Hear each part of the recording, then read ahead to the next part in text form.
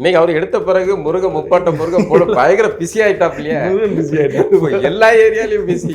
ஆனா இன்னைக்கு சந்தை மாரி செல்வராஜ் இன்னும் பாரஞ்சித்து படங்களுக்கு அது முதல்ல அட்டகத்தை எடுக்கும் போது அந்த படம் வெற்றி அடையலைன்னா அந்த சந்தை கிடைச்சிருக்கு. தமிழர்கள்ட்ட இந்த நமக்கான வரக்கூடிய படைப்புகளை கொண்டாடக்கூடிய அந்த விழிப்புணர்வு இல்லையோ அல்லது ஒரு வளர்ச்சி தன்மை இருக்கும். ஆனால் நிறைய மலையாள படங்கள்லாம் சின்ன படங்கள் இங்கே சக்கப்போடு போடுறத ஓடதானே அதான் இங்கே கிட்ட எடுத்தோன்னே இங்கே வந்தோன்னா நம்ம ஆளுங்க போகிறோம். நீங்கள் நம்ம இக்கறை கேட்குற பட்சம் நம்ம ஆளுங்க இங்கே உட்காந்து மலையாள படத்தை போட்டு பேசிட்டு இருக்கோம். நம்ம நம்ம பொறுப்பை அவங்க மேலேயே தூக்கி வைக்க முடியாது.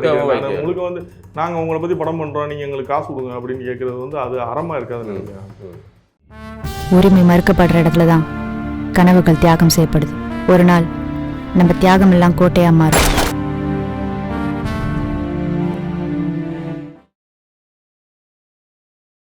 வணக்கம் நண்பர்களே, இன்றைக்கி அரசியல் களத்தில் நம்ம கூட உரையாடுறதுக்காக இணைந்திருப்பவர் தயாரிப்பாளர் சுரேஷ் காமாட்சி அண்ணன். வணக்கம். வணக்கம். நல்லா இருக்கீங்களா? நல்ல சிறப்பு. கடந்த உங்களுடைய பேட்டியில் நிறைய விரிவான விஷயங்கள் உங்களுடைய வரலாறு எல்லாமே பேசணும். பரவலாக எல்லாரும் ரசிக்கப்பட்டது. நிறைய விஷயங்களை மனம் திறந்து சொல்லியிருந்தீங்க. அது மாதிரி இன்றைக்கி நம்ம உரையாடலில் முக்கியமான ஒரு விஷயத்தை பற்றி பேச வரோம். சல்லியர்கள்ங்கிற திரைப்படத்தை 1ஆம் தேதி புத்தாண்டை ஒட்டி வெளியிடுறீங்க. இந்த படம் பார்த்தேன், எனக்கு ரொம்ப பிடித்திருந்தது. கிட்ட பார்த்தீங்கன்னா ஒரு நல்ல ஒரு திரை மொழி இருக்குது. நிறைய நம்ம சில இயக்குநர்களை மட்டுமே சொல்ல முடியும் காட்சி மொழியில் ரொம்ப பிரமாதமாக விளையாடக்கூடியவங்க அப்படின்ட்டு. அது மாதிரி தம்பி ஒரு படம் 2 படம் தான் எடுத்திருந்தாங்க கூட ஒரு நல்ல இது இருக்குது. நீங்கள் இந்த சல்லியர்கள் திரைப்படத்தை வெளியிடணும் அப்படிங்கிற ஆர்வம் உங்களுக்கு ஏன் வந்தது? அந்த படத்தோடைய கதை விஷயங்களை பற்றி நம்ம பேசுகிறோம். மீண்டும் லயன்ஸ் மீடியாவில் வாய்ப்பளித்தமைக்கு நன்றிண்ணே. சல்லியர்கள் நான் அந்த ஆடியோ ஃபங்க்ஷன்லாம் ஒன்று வச்சு பண்ணாங்க. அப்போல்லாம் நான் ஆடியோ ஃபங்க்ஷன் கூட நான் வரல. பட் அதுக்கப்புறம் எனக்கு படம் பார்க்குறதுக்கான சூழ்நிலை அமைஞ்சது. ஒரு நாள் படம் காமிச்சாங்க. பார்த்ததுக்கப்புறம் எனக்கு இந்த படத்தை கொண்டு போய் சேர்க்க வேண்டிய கடமை இருக்குதான் நான் உணர்ந்தேன். அதாவது என்னென்னா, தலைவர் ஒரு இதில் சொல்லியிருந்திருப்பாங்க, அதாவது நம்மளுடைய போராட்டத்தை நம்ம ஆவணப்படுத்துறதுக்கு அவர் இருக்கிற காலத்துலேயே முயற்சி செஞ்சார். பட் ஆனால் அது அப்போ நடக்கலை சரியாக. அது நிறைய பேர் இங்கே இயக்குனர் பாரதிராஜா சார் போனாங்க, மகேந்திரன் சார் போனாங்க, நிறைய பேர் போனாங்க. அப்போ அதுக்கான சூழல் அமையலை. அப்போ அவர் எதுக்கு அதை ஆவணப்படுத்தணும்னு நினச்சிருப்பார் நம்ம இன்றைக்கி நினச்சி பார்த்தோம்னா நம்மளுடைய வரலாறுகள் எல்லாமே மறைக்கப்பட்ட வரலாறு தான். நீங்கள் உதாரணத்துக்கு சொல்லலாம். இப்போ நீங்கள் கட்டபொம்மன்னு வீரபாண்டிய கட்டபொம்மன் நம்ம எல்லாருக்குமே தெரியும். குழந்தைகள் கூட நான்லாம் ஸ்கூல் படிக்கிற காலத்தில் ஸ்கூல்லேருந்து அந்த படத்தை கூட்டு போவாங்க. கட்டபொம்மன் வரலாறு பந்துல அப்போவே பெருசாக காமிச்சிருப்பாரு. அதில் நமக்கு மாற்று கருத்து கிடையாது. அவங்களுடைய சமூக தலைவரை அவர் பெருசாக நம்ம சிவாஜி சாரை வச்சு பெருசாக காமிச்சிருப்பார். ஆனால் சமகாலத்தில் வாழ்ந்த மருதுபாண்டியர் வரலாறோ, இப்போ எங்கள் மாவட்டத்திலே எடுத்துட்டிங்கன்னா கிழவன் சேதுபதி இருக்கார், ரகுநாத் சேதுபதி இருக்கார், யாரை பற்றியும் தெரியாதீங்க. இந்த பக்கம் சிவகங்கை சீமையில் எடுத்திங்கன்னா வேலுநாச்சியார் இருக்காங்க, உடையத்தேவர் சொல்லி அதுக்கு முன்னாடி உள்ளவர் இருக்காங்க, இப்போ வெள்ளை மருது இருக்கார், சின்ன மருது இருக்காங்க. யாரோட வரலாறு நமக்கு பெருசாக தெரியாது, மறைக்கப்பட்டுருச்சு. அதுதான் உண்மை. வேலுநாச்சியார் இந்திய சுதந்திர போராட்டத்தின் முதல் பெண் போராடின்றாங்க. ஆனால் நம்ம யாரை கொண்டாடிட்டு ஜான்சி ராணி. பட் அதுதான் இங்கே பிரச்சனை. இங்கே ஏன்னா நம்ம என்ன பண்ணோம், நம்ம ஜாதியால் பிரிக்கப்பட்டோம். நம்ம ஜாதியாகவும் மதமாகவும் பிரிக்கப்பட்டதுனால நான் இவரை சொன்னா இவர் வரலாறு நீண்ட காலம் ஆயிடுச்சுல. நாங்கள் என்ன சிக்கல்னா, தமிழினத்தை ஜாதியா பிரித்து இவர்களுக்குள்ளே மோத வைக்கிற ஒரு வித்தையா நிறைய யோசிச்சு பார்ப்பேன். நிறைய பேர் குலதெய்வமே தெரியாமல் இருப்பாங்க. இப்போ நம்ம சந்ததிகளுக்கே நம்ம முன்னோர்கள் யாருன்னு சொல்லி கொடுக்க மறந்துடும். ஒரு ஜென்ரேஷன் நீங்கள் போய் இதில் உட்காந்தோம்னா, ஒரு ஏதாவது ஒரு பரிகாரம் செய்கிற இடத்துல உட்காரும் போது உங்களுடைய 3 ஜென்ரேஷனை சொல்லுங்கன்னு நமக்கு தெரியாது. ஒரு ஜென்ரேஷன் இருக்குது. அப்போ மறந்துடும், சொல்லி கொடுத்து வளர்க்குறது கிடையாது. நம்ம எதையுமே நம்ம ஆவணப்படுத்தணும்னு நினைக்கிறது கிடையாது. ஆனால் தலைவர் அதெல்லாம் புரிஞ்சுக்கிட்டே சொல்லியிருப்பாருன்னு நினைக்கிறேன். நம்மளுடைய போராட்டம் ஏன்னா ஆவணப்படுத்தல் எவ்வளோ முக்கியம் அப்படிங்கிறத புரிஞ்சு. ஏன்னா இப்போ நீங்கள் வெள்ளை மருதுவோ இல்லை வேலுநாச்சியாரோ இன்னைக்குள்ள ஜென்ரேஷனுக்கு தெரியுமானா தெரியாது. இப்போ சீமான் வந்ததுக்கப்புறம் இவங்கெல்லாம் பேசி மீட்டு உருவாக்கம் பண்ணி இப்போ நீங்கள் எல்லாருக்கும் தெரிய வந்திருக்கு. இல்லைன்னா யாருக்கும் இதெல்லாம் தெரிய வராது. அது ஒரு பண்பாட்டு புரட்சியை முன்னெடுக்காரு. எல்லா சமூக தலைவர்களையுமே நினைச்சு அவர்கள் பற்றி. அவர் முருகனை எடுக்கும்போது கூட என்ன சொன்னாங்கன்னா அவர் சங்கி முருகனை கையில் தூக்குறாரு அப்படின்னு. அது கிடையாது, அது ஒரு பண்பாட்டு புரட்சி. முருகன் நீங்கள் நினைக்கிற மாதிரி சுப்பிரமணியன் கிடையாது. அவர் முருகன் ஒரு குறவர் குடியில் பிறந்தவர் அப்படின்றத விட பேசுகிற முன்னெடுப்பை செய்யறது. தவிர அது அது அவர் எடுக்கிறது ஒன்று, நம்ம பார்க்குறது ஒன்று. அது அந்த மாதிரி வந்து இன்னைக்கு அவர் எடுத்த பிறகு முருகன் போட பயங்கர பிஸி ஆயிட்டாப்லையே. முருகன் பிஸி ஆகிட்டார், எல்லா ஏரியாலையும் பிஸி ஆகிட்டார். ஸோ அப்படி அது அதனால வெறும் கோயில்ல மட்டும் இல்லைன்னா எல்லா இடத்துலையும் அரசியல் கழகம் முருகன் இல்லைன்னா ஒன்றும் இல்லைங்கிற அப்பேற்பட்ட தேசிய கட்சியான பாஜகவே ராமரை தம்பி ஓரமா உட்காரு, நாங்க இங்க முருகரை வச்சு பார்த்துக்கிறோம் அப்படிங்கிற மாதிரி இல்ல. ஸோ அப்போ நமக்கு தேவை இருக்குது. இந்த இவன் கொஞ்சம் காலம் நமக்கே வந்து எனக்கே 2009க்கு முன்னாடி தலைவரை பற்றின பெரிய புரிதலாம் கிடையாது. ஏதோ போராட்டம் நடக்குது அப்படின்னு தெரியும், அவ்வளோதானே தவிர அதை தாண்டி நமக்கு வந்து அந்த டைமில் நம்ம படித்ததெல்லாம் வந்து ராணிமுத்து படிப்போம், பட்டுக்கூட பிரபாகரன் படிப்போம், அஜயகுமார், இவங்க நம்ம பாலகுமார் நாவல் தான் படிக்கிற ஆர்வம் உண்டு எனக்கு. மற்றபடி நம்ம வரலாற்று கதைகள் படிக்கிற ஆர்வம் கிடையாது. நாவல் படித்த காலம். சோசியல் மீடியா பெரிய ஹைப் இல்லை, அப்போ தெரிஞ்சுக்க முடியல. 2009 வந்து அப்படி ஒரு இது நடக்கும்போது அவர் கொல்லப்பட்டார்னு சொல்லும் போது எப்படி ஏன் கொல்லப்பட்டாருன்னு போது நிறைய விஷயங்கள் நமக்கு புரிய வருது. இப்ப அதுக்கப்புறம் தான் நமக்கு தெரியும் நம்ம கிட்ட ஒரு வரலாற்று நாயகன் வாழ்ந்திருக்காப்ல. நம்ம இவ்வளவு பெரிய ஒரு தலைவனை நம்ம கொண்டாடாம விட்டோமே அப்படின்னு அப்பதான் நமக்கு தோணுது. அதுக்கப்புறம் தான் அவரை பத்தி படிக்க ஆரம்பிக்கிறோம், அவரை பத்தி தெரிஞ்சுக்கிறோம். இவரை நம்ம வாழ்ற காலத்துல நம்ம வாழ்ந்ததுக்கு முன்னாடி நிறைய பேர் இருந்தாங்கன்னு நம்ம சொல்லியிருக்காங்க, நம்ம கேள்விப்பட்டிருக்கோம். நம்ம வாழ்ந்த சமகாலத்துல வாழ்ந்த ஒரு மிகப்பெரிய மாவீரன். இப்போ இது நெக்ஸ்ட் ஜென்ரேஷனுக்கு இதை கடத்த வேண்டிய தேவை இருக்கு. இல்லைன்னு வச்சுங்களேன், நாளைக்கு இது ஒரு மாதிரி ஒன்று வந்துடும். இவங்கெல்லாம் ஒரு அதாவது உரிமைக்கு போராடணும்னா வேற அப்படி கொண்டு வந்துருவாங்க, கட்டமைக்கப்படுறோம். அப்போ அவங்க வந்து போராடினது இந்த படத்துல வந்து அவங்க போராடினதுல உள்ள நியாயத்தை சொல்லியிருக்காங்க. அவங்க வந்து உயிர்மை எழுறதையும் காமிச்சிருக்காங்க. அவங்க அழிக்க நினைச்சாங்கன்னா மக்களை யாருமே அவங்க கொள்ளல. ராணுவமா வந்து ராணுவத்தோட தான் மோதினாங்களே தவிர பொதுமக்களை சிவிலியன்ஸை யாரையுமே அட்டாக் பண்ணல. ஸோ அது இந்த படத்துல வந்து தெளிவாக காமிச்சிருப்பாங்க. அப்போ இந்த படத்தை வந்து நம்ம அடுத்த ஜென்ரேஷனுக்கு இந்த போராட்டம் எவ்வளோ வலிமையானது, எவ்வளோ உன்னதமானதுன்னு கடத்த வேண்டிய தேவை. படம் பார்த்தோன்னா உங்களுக்கு என்ன தோணுச்சு? எனக்கு வந்து எனக்கு ஆச்சரியமா இருந்தது. அந்த அதில் மருத்துவ பிரிவுன்னு ஒன்று இருக்குன்றது எனக்கு அப்போ தெரிய ஆரம்பிச்சு. இல்லை, அந்த சல்லியர்கள்ங்கிற பேரே வந்து பரவலா வந்து எனக்கு அதில் மருத்துவ பிரிவு இருக்குன்னு தெரியுது. எங்கள் அண்ணனே ஆர்மியில் வந்து ஏஎம்சியில் தான் மெடிக்கல் இருக்காங்க. எங்கள் அப்பா வந்து ஆர்மியில் டிரைவராக இருந்தாங்க. என் அண்ணன் வந்து ஆர்மியில் வந்து மெடிக்கல் இதில் இருந்தார், ஏஎம்சியில் இருந்தார். பட் இருந்தாலும் கூட எனக்கு வந்து இராணுவத்தில் இப்படி ஒரு பிரிவு உங்க இதுலேயும் இருக்குன்றதுலாம் எனக்கு தெரியாது. அப்போ ஒரு தனி மனிதன் வந்து இப்படி தான் நீ இராணுவத்தை கட்டமைக்கணும், நமக்குள்ள ஒரு தலைமையின் கீழே வந்து ஒற்றுமை. இப்போ நீங்கள் ஒரு கட்சி நடத்தும் போதே கீழே உள்ள செயலாளரை கண்ட்ரோல் பண்ணுறதுக்குள்ள பொருளாளர் கண்ட்ரோல் பண்ண இவ்வளோ சிக்கல் இருக்கு. ஒரு தலைமையின் கீழே இவ்வளோ பெரிய ஒரு கட்டமைப்பை உருவாக்கி அங்கே வங்கி அது ஒரு உத்தரவுக்குள்ள மொத்த பேரும் களத்தில் ஒரே நேரத்தில் இறங்கணும், பள்ளிகளை உருவாக்கி ரூபானோடு தான் அடிக்கலன்னு நினைக்கிறேன். மற்ற எல்லாமே பண்ணிட்டார், அரசாங்கத்தை கட்டமைச்சிருக்காருன்றது வந்து பெரிய விஷயம். இப்போ அதை நம்ம அடுத்த தலைமுறையை கடத்த வேண்டிய தேவை இருக்குது. நம்ம இதுலேயும் ஒரு தலைவன் வந்து இப்படி இருந்திருக்காரு அப்படின்றது வந்து ஒரு சுயநலம் இல்லாமல் வாழ்ந்ததில் இப்போ இந்த படத்தை கொண்டு போக சேர்க்க வேண்டிய தேவை இல்லை. அந்த படம் சல்லியர்கள் அது அறிவிப்பு வந்து ரொம்ப நாள் ஆச்சு. அதுக்கப்புறம் கிட்டு ஆட்டி அப்படின்லாம் எடுத்து என்னன்னா இங்கே வந்து திரையிடுறதுக்கு வந்து திரையரங்குகள் வந்து அவ்வளோ சீக்கிரம் கிடைக்காது. இந்த மாதிரி புது படங்களுக்கு வந்து திரையரங்குகள் கிடைக்காது. ரெண்டாவது வியாபார நோக்கமாக பார்த்தா அதை ரிலீஸ் பண்ணுறதுக்கு யாரும் முன் வர மாட்டாங்க. ஏன்னா வந்து பெருசா வந்து வணிக ரீதியாக என்னன்னா தமிழ்நாட்டோட அரசியல் களமே வந்து நம்ம தமிழர்கள் மாறிட்டு நீங்க வியாபாரம் இல்லைங்கிறீங்க. அப்படித்தான் இருக்கு. அதாவது நீங்க வந்து நான் மிக வசனம் எடுக்கும்போது நான் வந்து என்ன நினைச்சேன்னா, நீங்கள் சீமானை வச்சு தான் அந்த படம் எடுத்தேன். அப்போ நான் சீமானை வச்சு எடுத்தேன். அப்போ 5 லட்சம் ஓட்டு கிடைச்சது அவருக்கு அந்த ஃபர்ஸ்ட் இதில். அப்போ நான் என்ன நினச்சேன்னா 5 லட்சம் பேரில் நமக்கு 3 லட்சம் பேர் படம் பார்த்துட்டோன்னா படம் கிட்டு அப்படின்னு நினச்சேன். அதை ரிலீஸ் பண்ணேன். எவ்வளோ பேர் பார்த்துருவாங்க. அதுக்கப்புறம் ஓடிடியில் தான் அந்த படம் கிட்ட அடிச்சு. அது ஆனால் அது ஒரு பிரமாதமான படம். மிக மிக அவசரம் வந்து அவ்வளோ பெண்கள் சார்ந்து பேசக்கூடியதை ஒரு ஆண் இயக்குனர் வந்து எடுத்த ஒரு இன்னமும் எனக்கு வெளிநாடுகளில் போனால் எனக்கு அடையாளம்ன்றது தானே, அடையாளம்ன்றது தான். இப்போ அந்த படம் வந்து எனக்கு இது பண்ணதுனால தான் அடுத்த படம் பண்ணுறதுக்கு நான் இவ்வளோ யோசிச்சு பண்ணுறேன். ஏதோ ஒரு கமர்ஷியல் படம் எடுப்போம் அப்படின்னு எனக்கு தோணலை. நமக்கு இன்னும் கூடுதல் ரெஸ்பான்சிபிலிட்டி. பார்க்குறவங்களாம் அது நல்லா இருக்குன்னு சொல்லும் போது அப்போ இன்னும் கூடுதல் ரெஸ்பான்சிபிலிட்டி. இதை விட ஒரு சொல்லப்படாத விஷயத்தை நம்ம பேசலாம் அப்படின்றதுனால நம்ம இல்லைன்னா எடுக்க முடியாத சூழல் கிடையாது. நம்ம எடுத்துடலாம், யாராவது வச்சு பண்ணுறோம், நம்ம பண்ணுறோம். நமக்கு அந்த மாதிரி இல்லை. ஏதோ ஒன்று எடுத்தோம்ன்றது வந்து எடுக்கிறதுக்கு ஒன்று. அப்படி நம்ம ஆளுங்க வந்து சோசியல் மீடியாவில் ஆக்டிவாக பேசுவாங்களே தவிர திரையரங்குகளுக்கு வந்து இந்த மாதிரி வந்து ஒரு படத்தை சப்போர்ட் பண்ணுன்ற ஆளுக்கு ரொம்ப குறைவு தான். தமிழர்கள்ட்ட இந்த நமக்கான வரக்கூடிய படைப்புகளை கொண்டாடக்கூடிய அந்த விழிப்புணர்வு இல்லையோ அல்லது ஒரு வளர்ச்சி தன்மை இருக்கும். அது உண்மைதான் நினைக்கிறேன். நீங்கள் அரசியல் பார்வை அவங்ககிட்ட வந்து கொஞ்சம் மாறி இருக்கு. இப்போ அண்ணன் சீமான் வந்ததுக்கப்புறம் கொஞ்சம் அரசியல் பார்வை மாறினா கூட படம்னு வரும்போது வந்து கமர்ஷியல் படங்களை பார்த்து பழக்கப்பட்டாங்க. இதுதான் அப்படின்ற மாதிரி அதுக்கு தான் சப்போர்ட் பண்ணுறாங்களே தவிர நம்மளுடைய படைப்புகள் போய் சேரணும்னு நினைக்கிறேன். இப்போ நம்ம இல்ல சொல்ல நம்ம படைப்புகள் வந்து ட்ரையா இருக்கு அப்படின்னு அப்படிங்கிற நினைக்கிறாங்க. உண்மை கதை அப்படி தானே எப்பவுமே இருக்கேன். இது ட்ரையெல்லாம் நம்ம எமோஷனலாக உள்ள ஒரு விஷயம் தான். ம். பட் என்னன்னா இப்போ நம்ம சொன்னோம்னா கூட என்னன்னா இவர் வியாபாரத்துக்காக பேசுறாரு. நான் வியாபாரத்துக்காக சொல்ல, இந்த படைப்பை வந்து நம்ம அடுத்த கட்டத்துக்கு கொண்டு போகணுன்றதான்.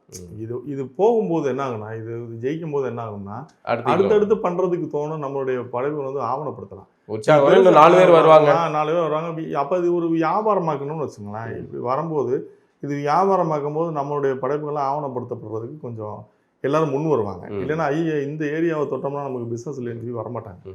அப்போ இல்ல சந்தை தானே தீர்மானிக்கும். இப்போ நீங்க பாத்தீங்கன்னா 90களில் வந்து வந்த படங்களை இன்னைக்கு நீங்க வெளியிட முடியாது. இப்போ விக்ரமன் படங்கள் இன்னைக்கு ஓடாது. அது சந்தை மாறிச்சு. ஆனா அப்போ வந்து பயங்கர ஹிட்டா போச்சு. இன்னைக்கு நாட்டாமை எடுத்தீங்கன்னா ஓடாது. ஆனா இன்னைக்கு சந்தை மாரி செல்வராஜ் இல்ல பாரஞ்சித் படங்களுக்கு அது வந்து முதல்ல அட்டகத்தி எடுக்கும் போது அந்த படம் வெற்றி அடையலைன்னா அந்த சந்தை கிடைச்சிருக்காது. அப்போ அட்டகத்தி வெற்றி அடைஞ்ச உடனே அந்த சந்தை இங்க இருக்கு ஒரு வணிகர். இப்போ சுரேஷ் காமாட்சி நினைப்பாரு, நான் ஒரு 5 கோடி ரூபா போடுறேன்பா, எனக்கு அது 15 கோடியா கிடைக்கா, ஓகே. ஆமா. இப்போ பிரதீப் ரங்கநாதன் படம் என்னது, பிரதீப் ரங்கநாதன் ஹீரோ மெட்டீரியலா கிடையாது. ஆனா வந்து அவ வந்து இந்த ஜென்சி கிட்ஸ் கிட்ட ஹிட் ஆகுறாப்ல அப்படிங்கிற ஒரு சந்தை உருவாகுது இல்ல. அப்போ பணம் போடுறவர்களுக்கு அதுதான். மாரி செல்வராஜ் ரஞ்சித் வந்து அந்த சந்தை இருக்குன்னா கூட அவங்க அதை நேர்த்தியா பண்றாங்க. ஒரு விஷயத்தை நீங்க எடுத்தாங்கன்னா அது நேர்த்தி, படைப்புலையும் ஒரு நேர்த்தி இருக்கு. சந்தைப்படுத்துறதுக்காக நம்ம ஏதோ ஒரு குப்பையை எடுத்துட்டு வந்து கொண்டு வந்து நீங்க சந்தைப்படுத்த முடியாது. அதுக்கு தகுதியான ஆட்கள் இருவருமே வந்து அந்த படைப்பை வந்து நேர்த்தியா, படைப்பும் நல்லா இருக்கணும்னா சந்தையும் உங்களுக்கு வரவேற்புக்குரியதா மாறும்போது உருவாக்குனதுனால தானே அது ஒரு பெரிய ஒரு ரெவல்யூஷன் தான். மாரி செல்வராஜ் ரஞ்சித் வந்தது ஒரு பெரிய ரெவல்யூஷன் தான். இல்ல ரஞ்சித்தோட வெற்றி மாரி செல்வராஜ் உருவாக்குது இல்ல, அது பெரிய விஷயம் தான். அது மாதிரி நம்ம தமிழ் சார்ந்து தமிழினம் சார்ந்து நம்ம ஒரு படம் எடுக்கும்போது அதுக்கு நம்ம சப்போர்ட் பண்ணும்போது அடுத்தடுத்து எடுக்கிறதுக்கு முன் வருவாங்க. இந்த மாதிரி ஏரியாவை தொட்டா இது நல்லா போகுது, இதுக்கு ஒரு வரவேற்பு இருக்குன்னு வருவாங்க. அது வரலைன்னா எப்படி திரும்ப எடுக்கிறதுக்கு யோசிப்பாங்க. அந்த வார்த்தை இருக்கு. இப்போ மேதகு படத்தை வந்து கிட்டு எடுத்தாப்புல ரொம்ப நல்ல படைப்பு. அது குறைவான முதலீட்டில் வந்து செஞ்ச ஒரு நல்ல படைப்பு. அப்போ அடுத்து அந்த படம் அது ஓரளவுக்கு வெற்றி கூட பரவலாக பேசப்பட்ட ஒரு திரைப்படம். வெற்றி தான் அடைஞ்சது. ஆமாம். அப்போ ஆனால் அடுத்து வந்து அதே மாதிரியான படங்கள் அதிக அளவில் வந்திருக்கணும். நீண்ட இடைவெளி சல்லீரில் எடுத்தும் கூட தாமதமாக அதுக்கான வெளியீடு நடக்குது. இன்னைக்கு அதை வெளியிடுறதுக்கு சுரேஷ் காமாட்சின்னு ஒருத்தர் வர வேண்டியிருக்கு. பல பஞ்சாயத்துகளுக்கு நடுவில் திரும்ப வந்து உங்களுக்குள்ள இந்த படைப்பை நம்ம கொண்டு போய் சேர்க்கணுங்கிற எண்ணம் வர உங்களுடைய தனிப்பட்ட விருப்பம். அது வரப்பை தானே செய்ய கஷ்டம். அது கொண்டு வரது ரொம்ப கஷ்டம். அது வந்து நம்ம தமிழர்கள் வந்து அதில் ஒரு ஒற்றுமையாக இருந்தாங்கன்னா நடக்கும்னு நினைக்கிறேன். மற்றவங்கள்ட்ட இருக்க அந்த ஒற்றுமை நம்ம ஆளுங்கள்ட்ட இல்லையோ அது தோணுது. இவன் ஜாதி சண்டை போட்டதில் பிஸியாக இருக்கான். ஆமாம், நீங்கள் அப்படி படங்கள் வரும்போது கொண்டாடிடுறாங்க. நீங்கள் ஜாதி படங்கள்லாம் வரும்போது கொண்டாடுறாங்களே தவிர ஒரு இனமாக நிற்கிறதுல இன்னும் அவங்க வந்து மாறலையோன்ற மாதிரி தோணுது. ஏன்னா உண்மை வருத்தமாக தான் இருக்குது. இப்போ பார்த்தீங்கன்னா பெங்களூரில் குறிப்பாக வந்து பறையர்கள் அடிக்கிறாங்க, குறிப்பாக நாடார்கள் அடிக்கிறாங்க, கோணார்கள் அடிக்கிறாங்க. இல்லை ஈழத்தில் குறிப்பாக வந்து இவங்களை அடிக்கிறாங்க, பறையர்கள் அடிக்கிறாங்க, குறிப்பாக வந்து வெள்ளாளர்கள் அடிக்கிறாங்க, இல்லை நாடார்கள் அடிக்கிறாங்க அப்படின்னு சொல்லியிருந்தா தமிழ்நாட்டில் பெரும் கொந்தளிப்பு வந்திருக்கும். இங்கே பிரச்சனை என்னன்னா தமிழனை அடிக்கிறான்னு, தமிழை அடி வாங்குறான், தமிழை பாதிக்கப்படாது. இப்போ ஒரு எனக்கு தெரிஞ்சு இப்போ ஒரு 30% மாறி இருக்குன்னு நினைக்கிறேன். அந்த தமிழ் தேசிய அரசியல் பேசினதுக்கப்புறம் கொஞ்சம் 30% மாறி இருக்கு. இன்னும் காலப்போக்கில் கொஞ்சம் அடுத்த ஜென்ரேஷனுக்கு அதை மாற்ற முடியும். அப்துல் கலாம் அவர்கள் சொன்னது மாதிரி தான். அவர் ஏன் ஸ்கூல் பிள்ளைங்களை டார்கெட் வச்சாருன்னா மேலே உள்ளவங்களை இவங்க மாற்ற முடியாது, ரொம்ப கஷ்டம். இங்கேருந்து மாறட்டும், அடுத்த ஜென்ரேஷனாக மாறட்டும். அப்படி தான் இப்போ இன்னைக்கு உள்ள இல்லைன்னா கூட நீ அடுத்த ஜென்ரேஷனில் கண்டிப்பாக மாறிடுவாங்க. ஆமாம், நீங்கள் மாறுவீங்கன்னு நினைக்கிறேன். இங்கே பார்த்தீங்கன்னா குறுக்க கௌசி கோட்டம் அண்ணன் சீமான் வந்து பேசி பேசி பேசி பள்ளிக்கூடத்தில் இருக்காங்க எனக்கு ஓட்டு போடணும்னு அவர் நம்பிக்கையோட பேசி பேசி கொண்டு வந்திருந்தாரு.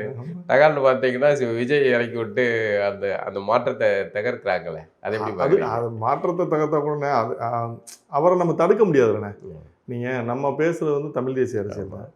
நீங்கள் அவர்கிட்ட வந்து நமக்கு முரண்னு பார்த்தா வந்து அவர் பெரியார் வந்து கொள்கை தலைவர்னு சொல்கிறான்றதுல நம்ம முரண்படுறது. அதுலேயும் அவர் என்ன சொல்கிறாருன்னா பெரியார் வந்து எல்லா கொள்கையும் நான் எடுத்துக்கல, எனக்கு விருப்பமான மட்டும் தான் எடுத்துக்கிறேன்ற. இப்போ நமக்கு செட் ப்ராப்பர்ட்டியாக வச்சுக்கலாம். நீங்கள் அண்ணன் கூட வந்து ஒரு காலத்தில் பெரியார் மேடைகளில் இருந்தவங்க. அதுக்கப்புறம் அவர் என்ன பண்ணுறாருன்னா அதை சுய பரிசோதனை பண்ணி இல்லை நான் தப்பு பண்ணிட்டேன் அப்படின்ற. அது மாதிரி விஜய்க்கு ஒரு காலம் வரும். அதை வந்து இப்போ நீங்கள் வர முடியாது, நம்ம சொல்ல முடியாது. ஏன்னா நானும் ஒரு தமிழன், எனக்கு இந்த மண்ணுக்கான எனக்கு எல்லா உரிமையும் இருக்குது அப்படின்னு சொல்லும்போது நம்ம தடுக்க முடியாது. என் பார்வையில் அதை நம்ம தடுக்க முடியாது. ஏதோ ஒரு வகையில் வந்து திராவிடத்தை அடிக்கிறதுக்கு ஒரு வகையில் பாடி வந்தால் சரி. ஆனா அவ்வளோ அவர் திராவிடத்தை அடிக்க மாட்டேங்கிறாரு. அவர் வந்து சீமான் வந்து இப்ப பாரதி கடப்பாறை எடுப்பேன்னா இவர் ஈரோட்டு கடப்பாறையில் எடுப்பேன்னுங்காரு. அப்போ மாறும் எல்லாமே ஒரு இதான் சொல்கிறேன்ல, அவருக்கும் அதுக்கான ஒரு டைம் இருக்குல்ல. அவருக்கு அப்படி எழுதி கொடுத்து அப்படி சீமானை வெளியேற்றுறாங்களோ? சீமானை அடிக்கிறதுக்காக அப்படி எழுதி கொடுக்குறாங்க. ஏன்னா இது வந்து சுயமா விஜய் எழுதுன மாதிரி எனக்கு தெரியல. விஜய் இந்த இவ்வளோ நுணுக்கமா வந்து வார்த்தை பிரயோகங்களை அவர் செய்வாரான்னு எனக்கு தெரியல. அப்போ சீமான் பாரதி கடப்பாறை எடுக்காருன்னு இவருக்கு வந்து ஈரோட்டு கடப்பாறைன்னு எழுதி கொடுத்தவன் பண்ண சதி செய்யலாம். எனக்கு கூட அவர் கூட இருக்கிறது வந்து பெரிய தெலுங்கு லாபி தானே இருக்கு விஜய் கூட. அது நீங்கள் நம்ம தவிர்க்க முடியல. இங்கே வந்து 10 பேரில் 5 பேர் அவங்க இருக்காங்கன்றது ஒன்று தவிர நீங்கள் நம்மளோட அவங்க தமிழ் தெளிவாக பேசுவாங்க. இலக்கண பள்ளி எல்லாமே நம்ம இலக்கண பள்ளியோட பேசுவோமே தவிர அவங்க இலக்கண பள்ளியெல்லாம் பேசுவாங்க. நீங்க எடுத்து பாருங்க, எல்லாருமே வந்து தமிழ் தெளிவா பேசுவாங்க. அப்ப உங்களுக்கு தமிழ் சொல்லி கொடுத்த ஆசிரியர், தமிழ் ஆசிரியர்லாம் பலர் அவங்க தானே இருந்திருக்காங்க. அது ஒரு பெரிய நுணுக்கமான அரசியல். அது ஒரு அரசியல். அது நம்ம ஜெயசாரம் மாறுறதுக்கான காலம் வரும்னு நம்புவோம், அவ்வளவுதான். சரி, இந்த சல்லியர்கள் படத்துல வந்து எனக்கு அந்த பொண்ணு அவங்க சத்யா நல்ல பிரமாதமா நடிச்சிருந்தாங்க. அந்த கதாபாத்திரத்தை வந்து அந்த கதாபாத்திரத்தை ஆத்மார்த்தமாக உணர்ந்து, அது அவங்களுக்கு இது முதல் படம் தான். அவங்க டிக்டாக்ல வீடியோ போட்டு இருந்தாங்க. ஓ சரி. இந்த படத்தில் நடிச்சதுக்கு அப்புறம் அதுக்கப்புறம் கோழிப்பண்ணை செல்லத்துறைன்னு சொல்லிட்டு ஒரு படம் வந்து சீன்ராமசாமி படத்துல நடிச்சிருப்பாங்க. நல்ல கண் அந்த பொண்ணுக்கு, அவங்களுக்கு அந்த படைப்புக்கான அந்த கண்ணுல வந்து ஒரு சோகம் எல்லாம் அது ஒரு மாதிரியான. எனக்கு அந்த கதாபாத்திரம் அந்த படத்துல ரொம்ப பிடிச்ச கதாபாத்திரம். அந்த பொண்ணோட கதாபாத்திரம் என்னை வந்து ரொம்ப இன்ட்ரெஸ்ட் பண்ணுச்சு. பட் அதோட பார்வை, அதோட நட, ஐயோ பிரமாதமா நடிச்சிருந்தாங்க. அதாவது நிஜமாக அங்க இருந்து தலைவர் கூட இருந்த இந்த படைப்பிரிவுல பணிபுரிந்த ஒரு பெண் தோழர் வந்து ரொம்ப அந்த கதாபாத்திரம் எனக்கு ரொம்ப பிடிச்சிருக்கும். ரொம்ப ஆத்மார்த்தமா நடிச்சிருந்தாங்க. அதோட சேர்த்து அந்த இன்னொரு தம்பி, அவரு அந்த தம்பியை நான் முந்தாள் பார்த்தேன், ஒரு ப்ரெஸ்ஸோல பார்த்தேன். எனக்கு அடையாளமே தெரியல. நீ இது அப்படின்ற அடையாளம் இதுல நம்ம நான் மகாநல்லல் நடிச்ச தம்பி நினைக்கிறேன். நான் தான் அப்படின்னா நீ தானா இது? அவர் பேர் என்ன? இல்ல நீங்க சொல்றது அந்த மகேந்திரன் சொல்றீங்களா? சுருள் முடியா அவன் அந்த பையனை தான் நீ பார்த்தேன். நான் மகாநல் நடிச்சிருக்கான்னு தெரியல எனக்கு. நான் மகாநல்ல 4 வில்லன்ல ஒரு. அப்படியா? ஆமா, அவனும் சிறப்பா பண்ணிருந்தான். ஆமா, அதுல அந்த கேரக்டர் பண்ண. ஏன்னா அந்த முகம் வந்து அது ஒரு வில்லன் கான ஒரு முகத்தை உருவாக்கக்கூடிய கேரக்டர். அதை வந்து இந்த கதாபாத்திரத்தில் அழகாக கொண்டு வந்து ஆரம்பத்தில் கொஞ்சம் இது இருக்கும், ஆனால் அற்புதமாக வந்து பொருந்திருப்பாப்புல. அந்த பொண்ணுக்கு சமமாக அவரும் அதில் பொருந்திருப்பார். அந்த கடமை வந்து ஆச்சரியமாகவே இருந்துச்சு. அது பாடல்களும் மிக நேர்த்திய வயதும் சார் வந்து நல்ல. ஆமாம், பாடல்களும் பிரமாதமான. அந்த பேத்தா சாங்லாம் வந்து ரொம்ப பயங்கரம் பேசுவாங்க. எல்லாம் நிறைய விஷயங்களை டச் பண்ணியிருப்பானே, உள்ள அரசியலாக நிறைய விஷயங்களை டச் பண்ணியிருப்பான். எனக்கு அந்த வசனங்களுமே கிளாசிக்கான வசனம். அந்த பொண்ணோட நடிப்பு எனக்கு ரொம்ப பிடிச்சிருந்தது, சிறப்பாக பண்ணியிருந்தது. அந்த படம் பார்க்கும்போது இப்படி வந்து இப்படி ஒரு படைப்பிரிவு இருந்திருக்கு, அவர்கள் இவ்வளோ தியாகம் செஞ்சு, அதெல்லாம் வந்து எனக்கு வந்து புதுசுனே. நான் வந்து அது எனக்கு தெரியாது. அப்படி ஒரு அதான் சொல்கிறேன், எங்கள் அண்ணன் மிலிட்ரியில தான் இருந்தார், அவர் ஏஎம்சியில் தான் இருந்தார். பட் நமக்கு இந்திய ராணுவத்தில் ஒரு மருத்துவ பிரிவு இருக்குன்றது எங்கள் அண்ணனை வச்சு நமக்கு தெரியும். இதுல இருந்து நம்ம கெஸ் பண்ணல. இவங்க காட்டுக்குள்ள தெரிவாங்க, இவங்க சண்டை போடுவாங்க, அப்படிதான் நம்ம நினைச்சோம். ஆனா அவங்களுக்குள்ளேயும் இவ்வளவு பிரிவு இருந்திருக்குன்றது இந்த படம் பார்க்கும் போது தான் தெரிஞ்சது. அதுல கருணாசன் வந்து அவரோட கதாபாத்திரமும் சிறப்பானது. அதுக்கு ஒரு முன்கதை வச்சிருப்பாங்கல்ல, அந்த கதைகள். அது வந்து எங்க நினைவுபடுதுன்னா, அதுக்கு பின்னாடி நீங்க சொன்ன அரசியல் இருக்கு. இங்க இருந்து ரத்தம் வந்து அனுப்பப்பட்டப்போ அதை வந்து மிதிச்சு செதைச்சு ஒரு மேடையில பேசும்போது கேட்டிருக்கேன் நான். ரத்தங்கள் எல்லாம் அடிச்சு கொண்டுட்டான், ஒரு ஐபிஎஸ் ஆஃபீஸர் பேர சொல்லியிருப்பாரு. இந்த மாதிரி அப்போ அவர் வந்து உச்சத்துல இருந்தார். அது நான் வன்னியரசன்கிட்ட பேசும்போது கூட சொன்னார், அன்னைக்கு படம் பார்க்கும்போது சொன்னேன், நாங்கள்லாம் அந்த ரத்தம் கொண்டு போய் கொடுக்கறதுக்காக நாங்கள்லாம் களத்தில் நின்றவங்க, எனக்கு அது தெரியும்னா வேல்முருகன் அதை பதிவு பண்ணார். இதில் நிறைய விஷயங்கள் எங்களுக்கு கனெக்ட் ஆகுது, நாங்கள்லாம் அந்த களத்தில் நின்றதால எங்களுக்கு அது நிறையா கனெக்ட் ஆகுது. நினச்சி பார்க்கும்போது எனக்கு உண்மையாகவே வந்து படம் இதை பார்த்தோன்னே தீர்மானிச்சேன், இதை கொண்டு போய் சேர்க்கணும், எல்லாருக்கும் தெரியணும். ஏன்னா வந்து இல்லைன்னா இன்னும் ஒரு ஜென்ரேஷன் போகும்போது தப்பாக கட்டமைச்சிருவாங்க. இப்போவே வந்து அவங்கள பற்றின தப்பான கதைகளை நிறைய சுற்றி விடுவாங்க. ஏன்னா அவரை தலைவராக ஏற்றுக்கக்கூடாதுன்றதுக்காக ஒரு வேலை நடக்கும். ஏன்னா இதே பாருங்களேன், சமூக வலைதளங்களில் அவருடைய புகைப்படத்தை பகிரக்கூடாதுங்கிற அளவுக்கு அது வந்து இதாகி அதை இந்த பட்டியலில் சேர்க்குறாங்க. அந்த அரசியலை நம்மளால் உடைக்க முடியல. அதை பேரை சொல்ல முடியல, நீங்கள் தலைவர் தான் பேசணும், நானும் தலைவர் தான் சொல்ல வேண்டியிருக்கு, அவருடைய புகைப்படத்தை பகிர முடியல. ஆனால் அது பெரிய விஷயம். முன்னாடிலாம் வந்து அந்த புகைப்படம் போடுறதுக்கே பயப்படுவாங்க. இப்போ எல்லாரும் போட ஆரம்பிச்சாங்க, போடுறாங்க. அது சீமானோட மிகப்பெரிய ஒரு வெற்றியாக பார்க்கலாம். அது இன்னைக்கு சகஜமாக படங்களே வந்துச்சு. சினிமாலே இப்போ நிறைய படங்களை யூஸ் பண்ண ஆரம்பிச்சாங்க.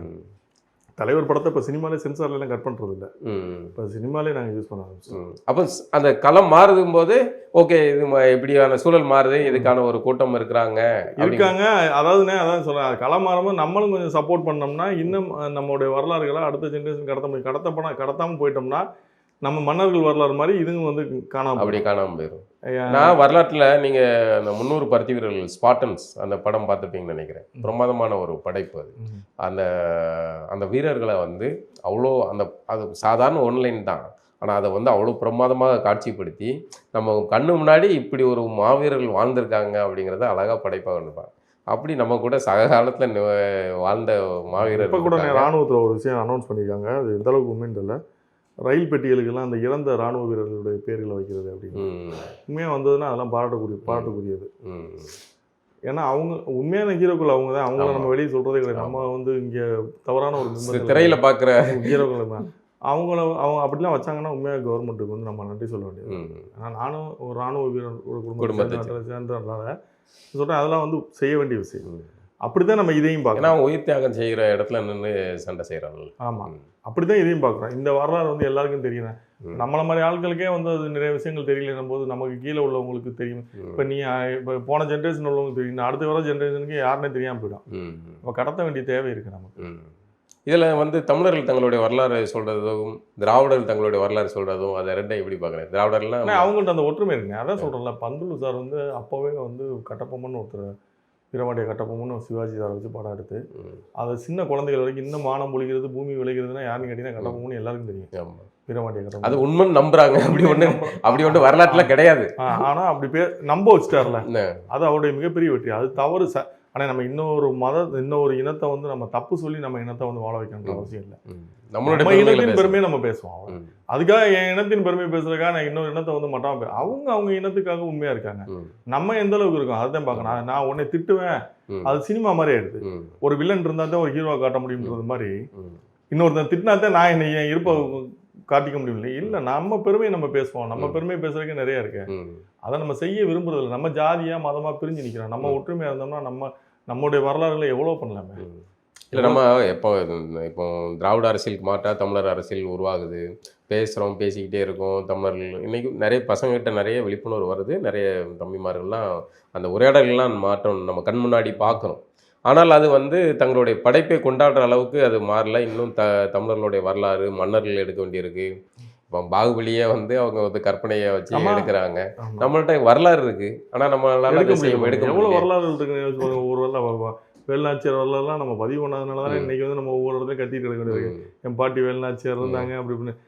இந்த திரை ஏன்னா ஒரு படம் நீங்கள் ஒரு புத்தகம் கொடுக்குறதுங்கிறது அது ஒரு குறிப்பிட்ட பிரிவினர்கிட்ட போய் சேரும், இதாகும். ஆனால் ஒரு திரைப்படங்கிறது பெரிய அளவில் நீங்கள் நல்லா யோசிச்சுக்கோங்க. கட்டபொம்மனுடைய வரலாறு நீங்கள் புக்கா எழுதியிருந்தீங்கன்னா எத்தனை பேர் படிச்சிருப்பாங்க, எவ்வளோ பேர் போய் சேர்ந்துருக்காங்க.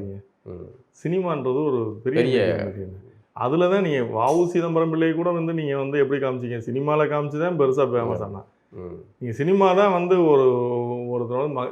அந்த மீடியா தான் வந்து மக்கள்கிட்ட ஈஸியாக எளிதாக வந்து உங்களுடைய நினைவுகளில் பதிவாகுது இல்லை காட்சியா. இப்போ நீங்கள் அதுதான் இன்னைக்கு சோசியல் மீடியாவோட பெரிய விஜயோட வெற்றி, விஜயோட இவ்வளோ இதை கூட்டத்தை திரட்ட முடியுதுன்னா திரை அதுதான். அப்போ நம்ம அந்த மீடியாவில் தான் நம்ம கடத்த பார்க்கணும். நீங்கள் மெயின் ஸ்ட்ரீம் மீடியாவில் வந்து நம்மளுடைய வரலாறுகளை வந்து கொஞ்சம் கொஞ்சமாக அடுத்த ஜென்ரேஷனுக்கு கடத்தினோம்னா அது திராவிடர்கள்ட்ட அந்த யுக்தி வந்து பிரமாதமாக இருக்கு. அது நம்ம தப்பு சொல்கிறத விட அவங்களுக்கு வாழ்த்து சொல்லலாம். நீ ஏன் உன் வரலாறு சொல்லிட்டு இருக்க, நாங்கள் தான் எங்கள் வரலாறு மறந்து ஜாதியாக மதமாக பிரிஞ்சு நிற்கிறோம், நீ ஏன் வரலாறு சொல்லிக்கணும். பெரும்பல மாதிரி அவங்களுக்கு குறை சொல்கிறதுக்கு ஒன்றும் இல்லை. அவங்க செய்கிறாங்க, நம்ம ஏன் செய்யலைன்னு கேள்வி இருக்குல்ல. சரிதான், அவனை செய்யக்கூடாதுன்னு சொல்ல முடியாதுல்ல. நீ என் வரலாறு நான் சொல்கிறேன், உனக்கு என்ன பிரச்சனை இருக்கு. வரலாறு தமிழர்கள் அது வந்து இப்போ தமிழ் சினிமா வந்து தமிழர்கள் வசம் இல்லை. நேரடியாக இந்த பெரும் முதலாளிகளோ இந்த மாதிரி எடுத்துக்கிட்டாலும் கூட தமிழ் சினிமாவில் இல்லை, ஆதிக்கம் இல்லை தமிழர்கள்ட்ட. தமிழ் சினிமாவும் தமிழர்கள்ட்ட இல்லை, ஒரு பேரை கூட மாற்ற முடியாத லட்சத்தில் தானே இருக்கும். அப்படிங்கும்போது இங்கே நீங்கள் சொல்கிற இந்த வரலாறுலாம் எடுக்கிறதுக்கான சூழல் சந்தர்ப்பம் இதெல்லாம் இல்லாத மாதிரி இல்லையா? அப்படிலாம் தமிழ் பெரும் முதலாளிகள்லாம் நிறைய இருக்காங்கண்ணே. அதுதான் சொல்கிறேன். நீங்கள் சந்தைப்படுத்தலை நம்ம படங்களுக்கான பெரிய சந்தை இருக்குன்னு தெரிஞ்சதுன்னா எடுப்பாங்க. நீங்கள் பாலானனை வச்சு நான் படம் எடுத்தேன்னா ஓடும் தெரிஞ்சு நான் ஏன் விஜய் சாரை வச்சு படம் எடுக்கிறதுக்கு ஏன் இவ்வளோ பேர் போட்டி போடுறாங்க? விஜய் சார் தமிழன்றதுனாலே எடுக்கிறாங்க. தெலுங்குலேருந்து விஜய் சாரை கூப்பிட்டு வச்சு படம் எடுக்கிறாங்க. விஜய் சாருக்கு ஒரு சந்தை மதிப்பு இருக்குது, அதனால எடுக்கிறாங்க. அவ்வளோதான். நீங்கள் நம்ம படைப்புகளுக்கு வந்து ஒரு மதிப்பு இருக்குன்னு தெரிஞ்சால் எடுக்கிறோம். பாகுபலியை நம்ம இங்கே தானே கொண்டாடினா எல்லா இடத்துலையும் கொண்டாடணும். அப்போ புஷ்பா எல்லா இடத்துலையும் ஓடிச்சு, காந்தாரா எல்லா இடத்துலையும் ஓடுது. நீங்கள் அதுதான் சொல்கிறேன். இவங்க அதை நம்ம ஆட்கள் வந்து அந்த வரலாறை எடுத்து சொல்கிறதுக்கு ரெடியாக இருந்தால் கூட இங்கே அதை பார்ப்பாங்களான்ற ஒரு பயம் இருக்குது. இவங்க ஒற்றுமையாக நின்று பார்ப்பாங்களா, அதை ஏற்றுப்பாங்களான்ற ஒரு பயம் இருக்குது. இவனுக்கு வந்து ஒரு மன்னர் பற்றி சொல்லிட்டு அவர் அந்த ஆளுங்க அந்த பிரச்சனை தான். அந்த ஜாதி இவங்க இந்த ஜாதி அந்த ஜாதியை வச்சு இப்போ நீங்கள் எங்கள் மாவட்டத்தை எடுத்தீங்கனாலுமே ரகுநாத சேதுபதின்றவங்க சரி, அதுக்கப்புறம் வந்த கிழவன் சேதுபதியாக இருக்கட்டும், எல்லாருமே தேவர்னால அவர்களால் சொல்ல விரும்ப மாட்டாங்க. பட் நம்ம மன்னர் நமக்கு முன்னாடி இந்த மன்னர்கள் தானே. இப்போ நீங்கள் வேலுநாச்சியார் அப்படி தான். நான் ஏன் அதை நம்ம ஜாதியாக பார்க்கணுன்ட்டேன். நமக்கு முன்னால் வாழ்ந்த நம்ம முன்னோர்கள், நம்ம தாத்தாக்கள் அப்படி சொல்லி பார்த்துட்டோம்னா பிரச்சனை இருக்காது. இங்கே எல்லாரும் ஜாதியாக பார்க்குறது தான் இங்கே பிரச்சனை. அதை வந்து சீமான் அதுதானே பெரிய இங்கே நடந்த பெரிய வன்முறை. அதுதான் நம்மளை ஜாதியாக பிரித்தது தான். இல்லைன்னு வச்சுங்களேன், நம்மளை வந்து உலகத்தில் யாராலையும் நம்மளை வந்து இது பண்ண தமிழனுடைய வீரத்துக்கும் சரி, தமிழனுடைய போராட்ட குணத்துக்கும் சரி எவனையும் ஈடு கிடையாது உலகத்தில். ஆனால் நம்ம இதெல்லாம் தெரிஞ்சுதான் விளக்குறாங்க. அப்போவே ஜாதியாக பிரித்து நம்மளை வந்து நீ இப்படியே நீ அடிச்சுட்டு சாமி விட்டேன். அது இன்ன வரைக்கும் நம்ம ஃபாலோ பண்ணிட்டு இருக்கோம். அது கடந்து நம்ம ஒற்றுமையானோம். நம்மளுடைய பலம் வந்து நமக்கே தெரியாமல் இருக்காங்க. யானையோட பலம் யானைக்கு தெரியாதுன்னு அந்த மாதிரி நம்மளுடைய பலம் நமக்கு தெரியாமல் இருக்கும். திராவிடர்கள்ட்ட இந்த சினிமாவை எப்படி பயன்படுத்தி அதை எப்படி அதிகாரத்தில் பிடிக்கிறது அப்படிங்கிறதுக்கு எளிமையான நீங்கள் உதாரணமாக சொல்லணும்னா கருணாநிதி குடும்பத்தை சொல்லலாம். அவர்கள் வந்து அவர் வசனம் எழுதினார், சினிமாவை பயன்படுத்தினார். அதுக்கப்புறம் பையனை சினிமாவுக்கு அறிமுகப்படுத்தினார், பெரிய பையனை அறிமுகப்படுத்தினார், அதை ஈடுபடலை, அதுக்கப்புறம் இவரை கொண்டு வந்தார். இப்போ அதே வழியில் உதயநிதி அறிமுகப்படுத்தினாங்க, உதயநிதி மக்கள்கிட்ட போய் சேர்ந்தார். இன்னைக்கு வந்து அரசியலுக்கு கொண்டு வந்தாச்சு. எளிமையாக மக்கள் அரசியலுக்கு வரணும்னா ஒரு 5 படம் நடிச்சிருக்கணும், நடிச்சா முடிஞ்சு போய். ஏன்னா ஈஸியாக போய் மக்கள்கிட்ட ரீச் ஆகலாம். இல்லைன்னா நீங்கள் ஒரு மாவட்ட செயலாளரே ஒரு வட்ட செயலாளரே உங்களுக்கு தெரியாது.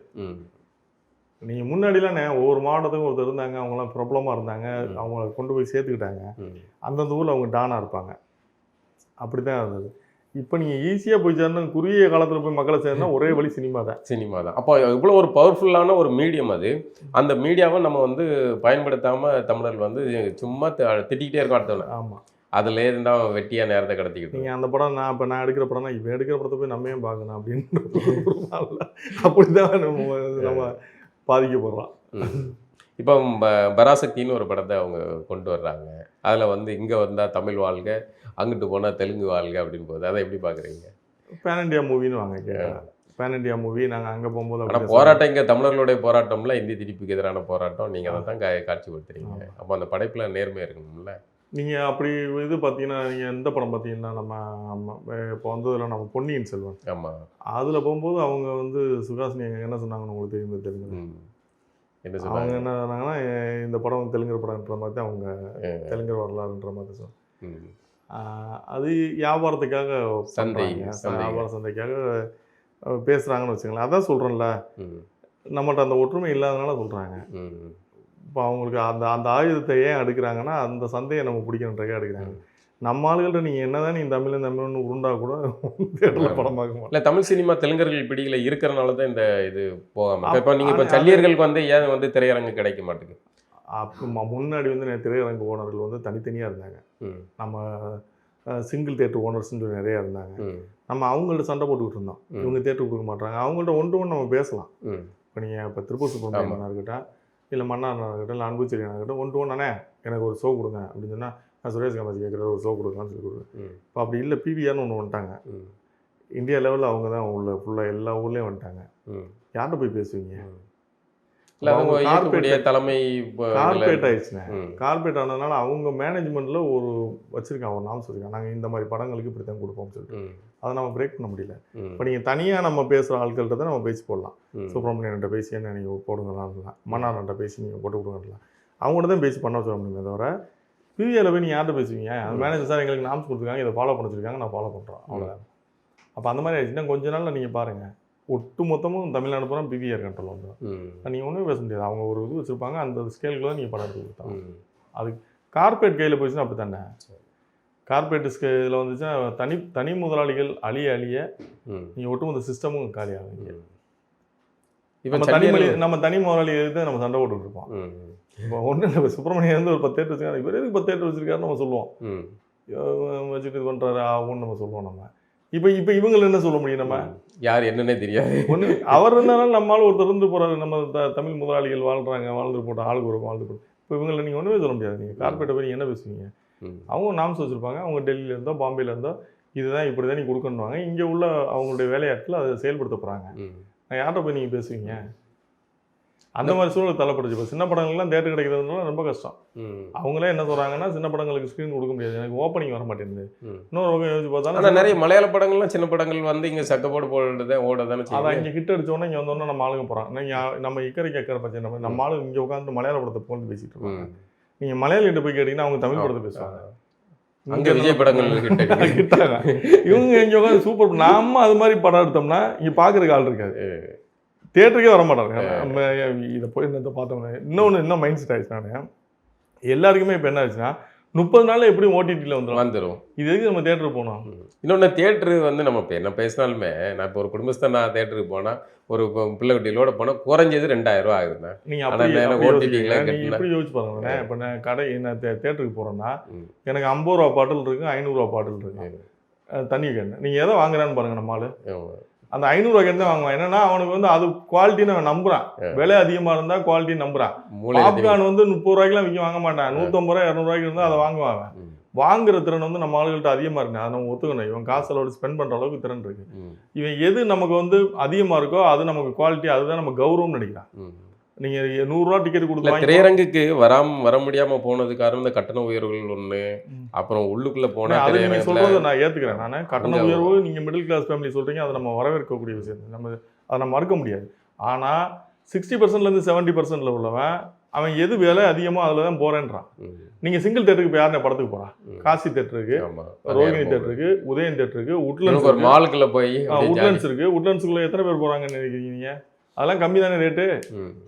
போக வேண்டியதானே, போக மாட்டாங்க. அவங்களுக்கு வந்து நீங்கள் போகிற மால் போகணும், இல்லை சத்தியம் போகணும், இல்லை அது இப்போ ஐமேக்ஸில் பார்க்கணுன்ற மனநிலைக்கு வந்துட்டான். நீங்கள் அப்புறம் அவன்கிட்ட போய் நீங்கள் விலையை பற்றி பேசி ஒன்றும் இது கிடையாது.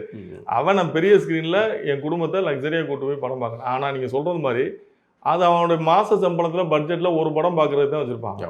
4 படம் 5 படம் பார்க்குறதுக்கு இருக்காது. அந்த படத்தை ஒரு கொண்டாட்டமான ஒரு படம் பார்க்குறது, கொண்டாட்டமான படம் பார்க்குறதுக்கு வச்சுருப்பான். அவ்வளோதான். அவன் அந்த மாதிரி மனநிலைக்கு தள்ளப்பட்டான். நீங்கள் வாரத்துக்கு 4 படம் பார்க்கலாம் போது மாதத்துக்கு ஒரு படம் பார்த்தா போதும் அப்படின்ற மனநிலைக்கு தள்ளப்பட்டான். ஏன்னா என்னோட பட்ஜெட் அவ்வளோதான், என் குடும்பத்தை இந்த படத்துக்கு கூப்பிட்டு போகிறேன், ஃபேமிலியாக போய்ட்டு அப்படி ஆயிடுச்சு. சரி, இப்போ சல்லியர்கள் வந்து வெளியிடுறீங்க. இப்போ புலம்பெயர் தேசங்களில் இதை வந்து வெளியிடுறீங்களா? புலம்பெயர் தேசங்களில் போனமாகவே அங்கங்கே போட்டாங்க, நிறைய போட்டாங்க, நல்லா ரெஸ்பான்ஸ் வந்துச்சு. இப்போ திரும்பவும் ரீரிலீஸும் பண்ணுறாங்க. சரி, அங்கே நல்ல ரெஸ்பான்ஸாக இருந்தது. எல்லா ஊர்லேயும். ஈழத்தமிழர்களுக்கு என்ன சொல்ல விரும்புகிறீங்க? இந்த மாதிரியான படைப்புகள் வர்றது சப்போர்ட் பண்ணணும்னு சொல்லுவாங்க. கொண்டாடுறாங்களா? அது அவங்க எப்படி அவங்களுடைய வழியை வந்து அவங்க உணராமல் எப்படி இருப்பாங்க? அவங்க வந்து கண்டிப்பாக நம்ம வந்துண்ணே நம்ம பொறுப்பை வந்து அவங்க மேலே தூக்கி வைக்க முடியாது. உங்களுக்கு வந்து நாங்கள் உங்களை பற்றி படம் பண்ணுறோம், நீங்கள் எங்களுக்கு காசு கொடுங்க அப்படின்னு கேட்குறது வந்து அது அறமாக இருக்காதுன்னு நினைக்கிறேன். நீ நம்ம வரலாறு சொல்கிறதுக்கு நீ அவங்க காசு கொடுத்தாதே நான் பண்ணுவேன்னோம்னா அப்போ நம்ம அது எத்திக்ஸ் படைப்பு எடுக்கிறதுக்கு கொண்டு போய் சேர்க்குறாங்கண்ணே. அதுக்கு வலிமை உள்ளவன் அந்த சமூகத்திலையும் பணம் படைச்சவன் இருப்பான், கஷ்டப்பட்டு போன லைக்காக இருக்காங்க, லைக்காக அதை செய்யலாம். அவங்கள்ட்ட அந்த தொழில் இருக்காங்க, செய்யலாம். இதுக்காக நான் இல்லைங்க நான் உங்களை பற்றி படம் எடுக்க போகிறேன். லைக்கா ரஜினி படங்களுக்கு நீங்கள் 500,000 கோடி போடுறீங்க, இதில் ஒரு 10 கோடி இந்த செய்யலாம். அது அவங்கள சொல்லலாம். நம்ம அதை தாண்டி நீங்கள் ஈழத்தமிழர்கள் வந்து நாங்கள் படம் பண்ண போகிறோம், நீங்கள் வந்து நீங்கள் எங்களுக்கு சப்போர்ட் பண்ணுங்கள், நீங்கள் காசு கொடுங்கன்னு சொல்லி கேட்குறது வந்து எத்திக்ஸாக இருக்கா? நான் ஏன் வந்து நீ உன்னை என்ன வரலாறு எடுக்க சொல்லடா, நீ மூடிட்டு போடான்னு நான் வரலாறு எடுக்கிறதுக்காக நீ எனக்கு காசு கொடுன்னு கேட்குறதே வந்து அறம் இல்லை. இந்த தப்பானது. அதை தாண்டி அவங்களுக்குள்ள ஒரு உணர்வு இருந்து இல்லை நமக்கும் இந்த உணர்வு இருக்குது, நம்ம பண்ண இதில் ஒன்றும் இல்லை, இதை சந்தைப்படுத்தினாலே போதுங்க. இப்போ நீ இலங்கையில் வந்து நிறைய படங்கள் தயாரிக்கிறாங்க. நேற்று கூட ஒரு படம் பார்த்தேன், இலங்கை படம், அழகான மேக்கிங், சூப்பராக பண்ணியிருக்காங்க. என்னன்னா அவங்களுக்கு அதை சந்தைப்படுத்த முடியல. அப்போ அந்த படங்கள்லாம் நாளடைவில் ஓடுச்சுன்னா அங்கே நிறைய கிரியேட்டர் உருவாகும். அவனும் நம்ம தமிழன் தானே, அங்கே கிரியேட்டர் உருவாங்க, நடிகர் நிறைய பேர் உருவாங்க. அது ஒரு சந்தையாக மாறும், இலங்கை வந்து ஒரு சினிமா நகரமாக மாறும். அப்போ அங்கே பொருளாதாரம் கூடும். அதுக்கான முயற்சியை எடுக்கிறதுக்காவது அவங்க சப்போர்ட் பண்ணாங்கன்னா நல்லது, நிறைய பேர் உருவாவாங்க. இப்போ நீங்கள் இலங்கையில் வந்து யாழ்ப்பாணம் வந்து ஒரு ஏழ்மையான பிரதேசமாக தான் இப்போ வெளிநாட்டில் இருக்காங்க. இப்போ நீங்கள் அங்கே சினிமா அவங்கள்ட்ட நிறைய கதைகள் இருக்குது, அது படமாக்குற திறமையும் இருக்குது, ம். ஆனால் வியாபாரம் இல்லை, சந்தைப்படுத்துறாங்க. அப்போ அதுக்கான முயற்சியை பண்ணாங்கன்னா கூட வந்து அந்த ஊர் வந்து பெருசாக டெவலப் ஆகும். அதை பண்ணுறதுக்கு எல்லா இடத்துலையுமே தமிழ்நாட்டிலையும் தமிழ் படங்களை சந்தைப்படுத்த முடியல, இலங்கையிலையும் நீங்கள் இது பண்ண முடியல. அதுதானே இங்கே வந்து ஒரு பெரிய பிம்பம். நீங்கள் ஒரு 50-60 வருஷமாக வந்து திரைக்கவர்ச்சியில் வந்து பெரிய கதாநாயகர்களை கொண்டாடி பழகிட்டோம்னா. இப்போ ஒன்றில் விஜய் சார் வந்து மலேசியா போகும்போது நீங்கள் மலேசியாவில் மட்டும் வந்தாங்கல்ல, ம். உலகத்தில் இருக்க தமிழர்கள் எல்லாரும் பேருமே வந்தாங்க. ம். விஜய் சாரோட கடைசி படம்னால ஃப்ளைட் டிக்கெட் போட்டு வர்றாங்க. ம். அப்படி ஒரு பிம்பம் உருவாயிருச்சு. நீங்கள் புதுசாக ஒருத்தர் போய் கூட்டு போய் நான் படம் பண்ணியிருக்கேன்னா வேலையை பார்த்து போடான்ற நிலைமை. அதுதான் சினிமான்னு ரசிக்க ஆரம்பிச்சா. அந்த மாதிரி மனநிலைக்கு போயிடுச்சு. அது மாற்ற முடியாது. அவ்வளோதான். நீங்கள் எம்ஜிஆர் சார் காலத்தில் இருந்து ஸ்டார்ட் பண்ணி இன்னைக்கு வரைக்கும் அப்படி தான் இருக்குது. ஹீரோக்களுடைய பிம்பம் தான் இருக்குது. அதை உடச்சி கதையாக வரும்போது இன்னைக்கு நமக்கு நிறைய கதாநாயகர்கள் தேவைப்படுறாங்க. ஆனால் தேவைப்பட்டாலும் நம்ம ரிஸ்க் எடுக்க முடியல. இப்போ இந்த சிறைன்னு ஒரு படம் வந்துச்சு, அதில் ஒரு கதாநாயகன் உருவாயிருக்காப்புல, அந்த அக்ஷய்குமார். அந்த பையன் இந்த பண்ணுறது நல்லா பண்ணியிருக்கான். அடுத்த கதாநாயகனை உருவாயிட்டான். அதுக்கு அடுத்து இன்னும் லெனின் பாண்டின்னு ஒரு படம் வருது, சிவாஜி சார் வீட்டிலேருந்து ஒரு பையன் தர்சன் ஒரு ஹீரோ ஆஞ்சார். அந்த பையனும் சிறப்பாக பண்ணியிருக்காரு. அந்த படம் வியாபாரம் ஆயிடுச்சு. புதுசு புதுசாக நமக்கு ஹீரோக்கள் தேவைப்படுது. அது மாதிரி நீங்கள் இலங்கையில் உள்ள இலங்கையும் வந்து புலம்பெயர் தமிழர்கள் வந்து இலங்கையில் உள்ள பசங்களுக்கு வந்து சப்போர்ட் பண்ணி நீங்கள் நமக்கு பண்ண வேண்டாம், அங்கே உள்ளவங்களுக்கு பண்ணி அதை வந்து சந்தைப்படுத்தினாலே அங்கே உள்ள நிறைய கதைகள் வந்து வெளியே வரும். நீங்கள் அது மட்டும்தான் நம்ம களத்தில் இருக்கிறவங்க நம்ம வெளியில இருந்து பார்த்து தலைவருடைய கனவும் அதுதான். தலைவர் கனவும் அதுதான். அவர் அதுக்கு தான் போராட்ட காலத்தில் இருக்கும்போது கூட இங்கேருந்து டைரக்டர் பாரதிராஜா கூப்பிட்டு மகேந்திரன் சாரை கூப்பிட்டு போய் நீங்கள் படம் எடுங்கன்னு சொன்னால் நம்ம வந்து தலைவருக்கு நம்ம உண்மையாகவே வந்து நம்ம அவருடைய கனவை நினைவாக்க நினைச்சோம்னா அதெல்லாம் நம்ம அங்கே உள்ள கதைகள் எல்லாம் படமாக்குறதுக்கு அவங்களுக்கு நல்ல வசதியாக இருக்கவங்க சப்போர்ட் பண்ணலாம். ரொம்ப நன்றிண்ணா. காலமும் சூழலும் எல்லாம் மாறும். நன்றி.